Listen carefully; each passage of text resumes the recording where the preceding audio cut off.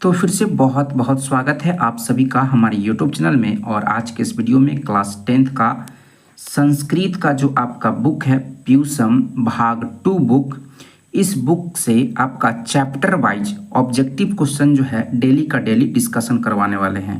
और ये जो ऑब्जेक्टिव क्वेश्चन होगा एकदम most important VVI objective question होगा, जो कि आपका आने वाला जो परीक्षा है 2025 का एग्ज़ाम है, मैट्रिक का परीक्षा, उसके लिए ये बहुत ही मोस्ट इम्पॉर्टेंट हो जाएगा आपके एग्ज़ाम के लिए। क्योंकि आपका मंगलम पाठ जो है, पहला जो पाठ है आपका मंगलम पाठ, इस पाठ से आपको 40 से 41 क्वेश्चन जो है अब तक के ऑब्जेक्टिव क्वेश्चन बार बार पूछे जा चुके हैं। उन्हीं ऑब्जेक्टिव क्वेश्चन का डिस्कशन इस वीडियो में आपको करवाएंगे। और यदि इस चैप्टर से मंगलम पाठ से ऑब्जेक्टिव क्वेश्चन 2025 के एग्ज़ाम में पूछता है तो इतना जितना आपका डिस्कशन यहाँ पे करवा देंगे, इससे बाहर आपका क्वेश्चन नहीं पूछेगा, इतना आपको हम गारंटी के साथ कहेंगे। तो चलिए हम लोग बिना देर के हुए शुरू करते हैं। और पहला जो आपका चैप्टर है ना, मंगलम पाठ। तो मंगलम पाठ के बारे में आपको हम पहले थोड़ा सा इंट्रोडक्शन बता दें कि मंगलम जो पाठ है ये आपसे एग्ज़ाम में पूछा जाता है कि कहाँ से लिया गया है, किस ग्रंथ से लिया गया है। तो उपनिषद से लिया गया है ना। मंगलम पाठ जो है उपनिषद से लिया गया है, ये आप याद रखेंगे। और उपनिषद के रचनाकार जो है ना, महर्षि वेद व्यास को माना जाता है, वेद व्यास को। तो आपसे पूछा जाएगा कि मंगलम पाठ के रचनाकार कौन है, तो महर्षि वेद व्यास का नाम लेंगे, है ना। और पूछा जाएगा कि मंगलम पाठ कहाँ से लिया गया है, किस ग्रंथ से लिया गया है, तो उपनिषद से लिया गया है। इतना बात आप याद रखेंगे, है ना। तो पहला जो प्रश्न है आपका इस प्रकार से है, ऋतस्य पद का अर्थ है। तो देखिए यहाँ पे प्रिंट जो है मिस्टेक हो गया है, यहाँ ऋतस्य ना होके यहाँ पे सतस्य पद लिखना चाहिए था, सतस्य, है ना। यही सही शुद्ध शब्द है। आपके किताब में, आप किताब में देखेंगे तो आपको सतस्य शब्द ही दिखाई देगा, न ऋतस्य शब्द कहीं लिखा हुआ नहीं है।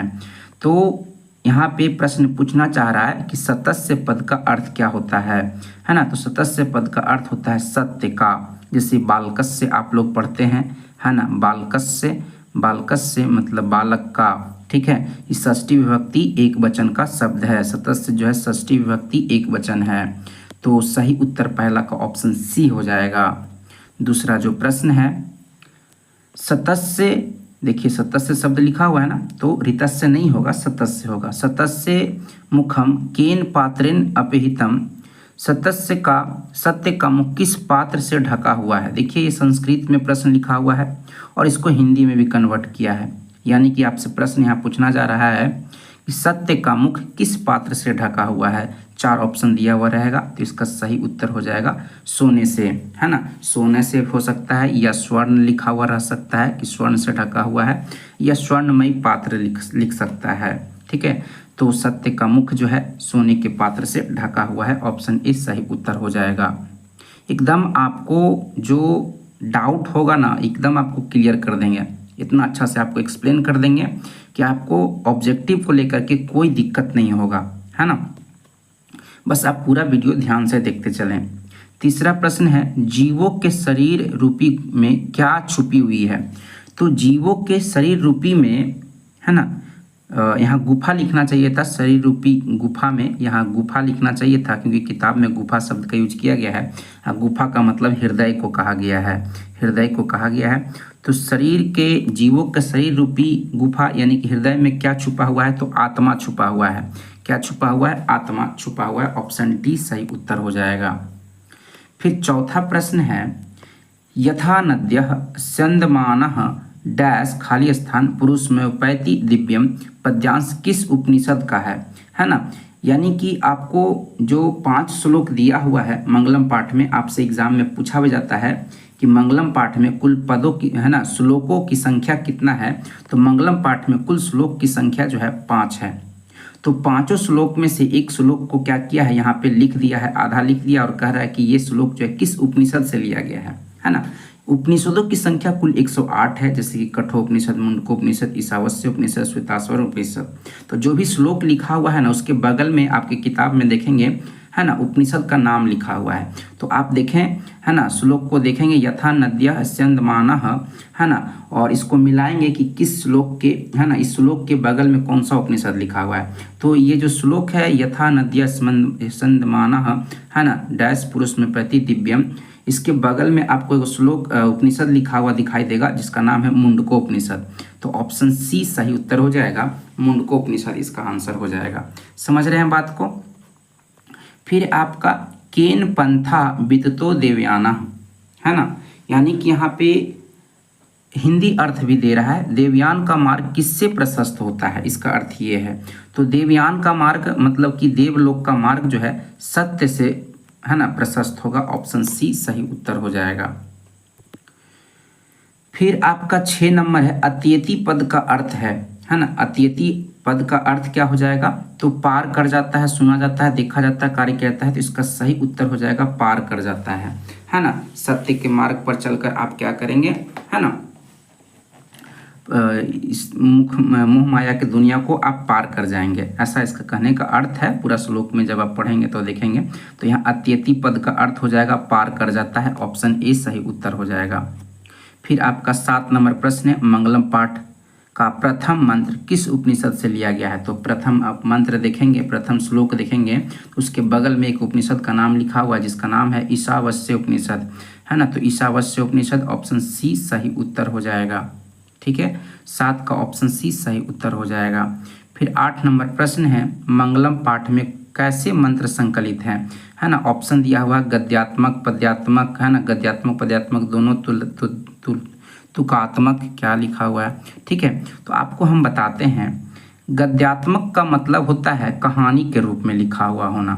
गद्यात्मक का मतलब क्या होता है, कहानी के रूप में लिखा हुआ होना। और पद्यात्मक का मतलब होता है श्लोक या पद के रूप में लिखा हुआ होना। तो मंगलम पाठ जो है श्लोक के रूप में लिखा हुआ है। तो मंगलम पाठ जो है आपका पद्यात्मक, क्या है, पद्यात्मक पाठ है। ठीक है, ऑप्शन बी सही उत्तर हो जाएगा 8 का। फिर 9 नंबर प्रश्न है मंगलम पाठस्य रचनाकार कः अस्ति, है ना। तो आपको शुरू में ही बताए थे कि इसका अर्थ ये हुआ कि मंगलम पाठ जो है इसके रचनाकार कौन है। तो मंगलम पाठ के रचनाकार जो हैं महर्षि वेदव्यास हैं। ऑप्शन सी सही उत्तर हो जाएगा। फिर 10 नंबर प्रश्न है यह संपूर्ण संसार किसके द्वारा अनुशासित है। तो आपके पाठ में एकदम स्पष्ट लिखा हुआ है कि यह जो संपूर्ण संसार है परमात्मा के द्वारा अनुशासित है। ऑप्शन बी 10 का सही उत्तर होगा। फिर 11 नंबर प्रश्न है उपनिषदे कस्य महिमा प्रधानतया गीते, यानी कि उपनिषद में किसकी महिमा का प्रधानता को गाया गया है ना, किसकी महिमा के प्रधानता का गीत गाया गया है। तो इसका आंसर हो जाएगा परम पुरुष से, है ना, परमात्मा। यहाँ पे परमात्मा देना चाहिए लेकिन आपको यहाँ से परम पुरुष से लिख देना है, यानी कि परम पुरुष परमात्मा का जो है महिमा का गीत जो है ना, उपनिषद नामक ये जो पाठ है, उपनिषद से लिया गया ये जो पाठ है मंगलम पाठ, इसमें गाया गया है परम पुरुष परमात्मा के का गीत गाया गया, कि महिमा का गीत गाया गया है। तो ऑप्शन डी सही उत्तर हो जाएगा। 12 नंबर प्रश्न है मंगलम पाठे कति मंत्रा संकलिता सन्ति, यानी कि मंगलम पाठ में कुल कितने मंत्र संकलित हैं। तो इसमें पंच मतलब 5 होता है, 5 मंत्र संकलित है, 5 श्लोक संकलित हैं। फिर आपका 13 नंबर प्रश्न है सत्यमेव जयते किस उपनिषद का मूल मंत्र है ना। तो सत्यमेव जयते जो आपका लिया गया है ना, किस उपनिषद से लिया गया है, बहुत इंपॉर्टेंट है। सारे ऑब्जेक्टिव आपके बहुत इंपॉर्टेंट है। ठीक है, तो ये आपका जो प्रश्न था सत्यमेव जयते किस उपनिषद से लिया गया है, तो इसका सही आंसर हो जाएगा आपका, है ना, मुंडक उपनिषद या मुंडकोपनिषद, है ना। इसको तोड़ेंगे तो मुंडक प्लस उपनिषद मुंडकोपनिषद। ऑप्शन सी सही उत्तर हो जाएगा कि सत्यमेव जयते जो है मुंडकोपनिषद से लिया गया है। फिर 14 नंबर प्रश्न है हिरण्मयेन पात्रेण डैश डैश दृष्टि है, यह मंत्र किस उपनिषद से लिया गया है। देखिए कि आपका मंत्र यानी कि श्लोक का थोड़ा सा हिस्सा लिख दिया है और उसके बगल में आप देखेंगे हिरण्मयेन पात्रेण, जैसे ही लिखा हुआ इसके बगल में उपनिषद का नाम लिख दिया है। तो ये जो है मंत्र जो है श्लोक जो है किस उपनिषद से लिया गया है, तो वो ईशावास्य उपनिषद। ऑप्शन ए सही उत्तर हो जाएगा। फिर आपका है कि मंगलम पाठ में कुल कितने मंत्र या पद्य हैं, तो 5 आपको शुरू में ही बता चुके हैं, है ना। और 2 प्रश्न इस तरह से पूछ दिया कि हिंदी और एक संस्कृत करके, ठीक है। तो ऑप्शन ए सही उत्तर हो जाएगा कि मंगलम पाठ में कुल 5 मंत्र हैं या श्लोक हैं। 16 नंबर प्रश्न, सत्य का मुख किस पात्र से ढका हुआ है, तो सत्य का मुख जो है हिरण्मयन पात्र से ढका हुआ है। हिरण्मयन पात्र का अर्थ ही होता है स्वर्ण का पात्र, सोने के पात्र, स्वर्ण के पात्र से ढका हुआ है, के पात्र से ढका हुआ है ना। हिरण्मयन का मतलब ही होता है सोना का पात्र, ठीक है। तो सत्य का मुख जो है हिरण्मयन पात्र से ढका हुआ है, ऑप्शन ए सही उत्तर हो जाएगा। फिर आपका 17 नंबर ऑब्जेक्टिव है महतो महायानक कह, यानी कि महान से महान क्या है, तो महान से महान जो है आपका ब्रह्म है ना। आत्मा को ब्रह्म भी कहा जाता है, आत्मा को ब्रह्म भी कहा जाता है ना। तो महान से महान जो है ना ब्रह्म है, यानी कि आत्मा है। फिर 18 नंबर प्रश्न है अनु अनियान कह, यानी कि अनु मतलब छोटा से छोटा क्या है, तो छोटा से छोटा आपका ब्रह्म ही है, यानी कि आत्मा ही आपका छोटा से छोटा है और आत्मा ही आपका महान से महान, बड़ा से बड़ा है। 19 नंबर प्रश्न है किम जयम न प्राप्नोति, किसकी विजय नहीं होती है ना। अर्थ भी लिखा हुआ है किम जयम न प्राप्नोति, किसकी विजय नहीं होती है, तो असत्य की विजय नहीं होती है, यानी कि झूठ का जीत कभी नहीं होता है। 20 नंबर प्रश्न है कह महतो महायाना अस्ति, यानी कि महान से महान क्या है ना। तो यहाँ पे देखिए थोड़ा सा गलती कर दिया है, यहाँ ब्रह्म भी दे दिया ऑप्शन में, आत्मा भी दे दिया है, तो कोई एक ही होगा। तो आप पहला ऑप्शन मारेंगे, जब ऐसा परिस्थिति आए कि दोनों दे दिया है और दोनों सही उत्तर है, तो ऑप्शन ए सही उत्तर लिया जाता है, तो ब्रह्म सही उत्तर हो जाएगा, ठीक है। 20 नंबर के बाद 21 नंबर है आपका किम जयते, मतलब किसकी जीत होती है, तो सतस्यम मतलब सत्य की जीत होती है, ऑप्शन ए सही उत्तर हो जाएगा। फिर आपका 22 नंबर प्रश्न है स्वर्णमय पात्र से किसका मुंह ढका हुआ है, स्वर्णमय पात्र से यानी कि सोने के पात्र से सत्य का मुंह ढका हुआ है, ऑप्शन बी सही उत्तर हो जाएगा। 23 नंबर प्रश्न है अर्णोनयान डैश महियान पद्यांश रिक्त स्थान में कौन सा पद होगा, है ना। तो अर्णोनयान महतो महियान यहाँ पे लिखाएगा, है ना, महतो लिखा जाएगा, क्या लिखा जाएगा, महतो लिखा जाएगा, अर्णोनयान महतो महियान, ठीक है। ऐसा श्लोक है ना, अर्णोनयान महतो महियान आत्मस्य जंतुर निहितो गुहायाम, है ना, तम क्रतुपसति वित्सो को धातु प्रसाद महिमात्मनः, ऐसा ये पूरा श्लोक है, ठीक है। 24 नंबर प्रश्न है आपका यथा डैश स्यंदमानः समुद्रे, तो यहाँ पे ऑप्शन के अकॉर्डिंग आपको देखना है क्या भराएगा, आप श्लोक में सेट करेगा।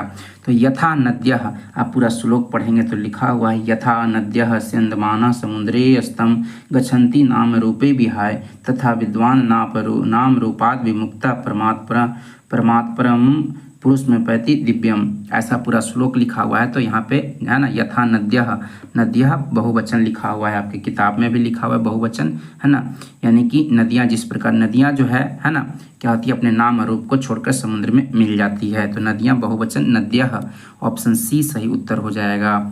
25 नंबर प्रश्न है आपका तमेव डैश मृत्यु मेति, है ना, यहाँ पे आपको ध्यान देना है क्या सही उत्तर होगा, तो यहाँ पे सही उत्तर हो जाएगा तमेव विदित्वा मृत्यु मेति, ऑप्शन ए सही उत्तर हो जाएगा। 26 नंबर प्रश्न है ब्रह्मणः मुखम केन आच्छादितम अस्ति, है ना, ब्राह्मण का जो मुख है किससे आच्छादित है, किससे ढका हुआ है, तो पात्रेन, यहाँ पे पात्रेन सही उत्तर हो जाएगा, है ना। फिर 27 नंबर प्रश्न है आपका मंगलम पाठ कहाँ से संकलित है, वेद उपनिषद पुराण कहाँ से संकलित है, तो आपको शुरू में ही बताए थे कि मंगलम पाठ जो है उपनिषद से लिया गया है। फिर 28 नंबर प्रश्न है आपका अर्णोनयान महतो है ना महिमानात्मना डैश महिमात्मना मंत्र किस उपनिषद से लिया गया है, तो अर्णोनयान महतो महियान जो है आपका कठोपनिषद से लिया गया है, ऑप्शन बी सही उत्तर हो जाएगा, है ना। ये जो भी श्लोक लिखा हुआ है उसके बगल में आपका है ना उपनिषद का नाम लिखा हुआ है, तो आप इसको देख कर क्या करेंगे एक बार रिवीजन कर लेंगे, ठीक है। और जितना ऑब्जेक्टिव दिया हुआ है यहाँ पे आपको करवा रहे हैं आपके एग्ज़ाम में, इस चैप्टर से जितना आपको यहाँ पे ऑब्जेक्टिव लेकर आए हैं इससे बाहर आपके 2025 के एग्ज़ाम में नहीं रहेगा, एकदम यही सब क्वेश्चन रहेगा, 28 के बाद 29 है, नदियाँ नाम और रूप को छोड़कर किस में मिल जाती है? तो नदियाँ अपने नाम और रूप को छोड़कर समुद्र में मिल जाती है। ऑप्शन ए सही उत्तर हो जाएगा। फिर है 30 नंबर प्रश्न, महान से महान क्या है? तो महान से महान आत्मा है, या ब्रह्म लिखा हुआ रह सकता है ना, ब्रह्म है ना। महान से महान आत्मा है, ब्रह्म है। फिर छोटा से छोटा क्या है? छोटा से छोटा और बड़ा से बड़ा क्या है? तो आत्मा ही है। ऑप्शन सी सही उत्तर हो जाएगा। फिर 32 नंबर प्रश्न, नदियाँ समुद्र में कैसे मिल जाती है ना? तो अपने नाम और रूप को छोड़ करके, है ना, नाम और रूप के साथ नाम और रूप को छोड़ करके। ऑप्शन आपका डी सही उत्तर हो जाएगा। नाम और रूप को छोड़ करके नदियाँ जो है समुद्र में मिल जाती है। 33 नंबर प्रश्न, देव मार्ग का विस्तार होता है? तो देव मार्ग का विस्तार जो होता है सत्य से होता है। सत्य के मार्ग पर चलेंगे तभी आप देव मार्ग को जाएंगे। 34 नंबर प्रश्न है, वेदाहमेतम पुरुषम डैश विद्यते न्यायथ, यह मंत्र किस उपनिषद से लिखा हुआ है? तो आपको देखना है ना, वेदाहमेतम पुरुषम महानतम, ये जो लिखा हुआ श्लोक जो है उसके बगल में उपनिषद दिया हुआ है, जैसा कि है ना ईशा आपका दिया है, श्वेताश्वर उपनिषद दिया है। ऑप्शन सी सही उत्तर हो जाएगा, है ना। फिर आपका 35 नंबर प्रश्न है, सर्वत्र परम पुरुष परमात्मा का डैश किया गया है ना, गुणगान किया गया है ना। सभी जगह परम पुरुष परमात्मा का गुणगान किया गया है। ऑप्शन सी सही उत्तर हो जाएगा। 36 नंबर प्रश्न है, आप्तकामा ऋषिगण किसके निकट पहुँचे हैं? तो आप्तकामा ऋषिगण कहा जाता है वैसे ऋषिगण को जो किसी तरह की कोई इच्छा नहीं रखते हैं, है ना। उनको भौतिक दुनिया से कोई मतलब नहीं होता है, मोह माया के जाल से वो बाहर रहते हैं, तो वो सत्य के निकट पहुंच गए हैं। ऑप्शन ए सही उत्तर हो जाएगा। 37 नंबर प्रश्न है, कौन अपने नाम और रूप से विमुक्त होता है? तो ऑप्शन के अकॉर्डिंग देखना है ना। तो इसका आंसर विद्यमान हो जाएगा।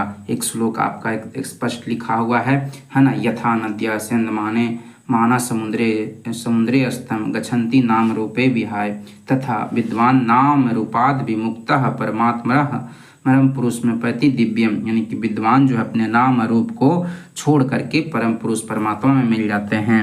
ठीक है, तो यहीं पे आपको उत्तर मिलता है कि कौन अपने नाम रूप से विमुक्त हो जाते हैं, है ना, तो वो विद्वान है। फिर 38 नंबर प्रश्न है आपका, आत्मा के स्वरूप एवं निवास का वर्णन किस दोहे में किया गया है ना। तो इसका दोहे का प्रथम द्वितीय 5 गो श्लोक है। तो 5 में से आपका जो दूसरा श्लोक है, द्वितीय पद जो है उसमें, है ना, आत्मा के स्वरूप एवं निवास का वर्णन किया गया है ना। फिर 39 नंबर प्रश्न, सत्य के महत्व को बताया गया है। सत्य के महत्व को बताया गया है आपको किस में बताया गया है?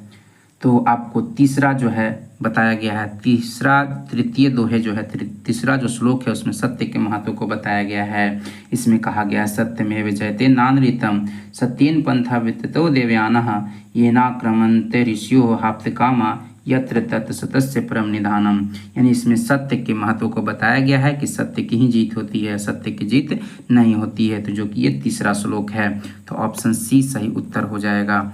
फिर आपका 40 नंबर प्रश्न है, जीव एवं आत्मा के बारे में किस दोहे में बताया गया है? तो जीव और आत्मा के बारे में जो है आपका दोहा संख्या 2 यानी कि श्लोक संख्या 2 है, जिसमें बताया गया है कि अर्णोन्यान महतो मह्यान आत्मस्य जंतुर्निहितो गुहायाम तम क्रतु पसति वित्त शोको धातु प्रसादनात्मा महिमात्मनः, है ना। इसमें जीव एवं आत्मा के बारे में बताया गया है और ये आपका, है ना, दोहा संख्या श्लोक संख्या 2 है। तो द्वितीय ऑप्शन बी सही उत्तर हो जाएगा।